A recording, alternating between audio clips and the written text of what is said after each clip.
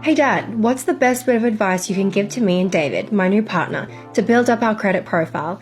And we have no credit. Okay, this may sound contrarian, but I would sign up for a credit card, but make sure it's a low amount, like $1,000. Yep, got it. So whatever you charge and start spending on, just be sure to pay it off at the end of each month.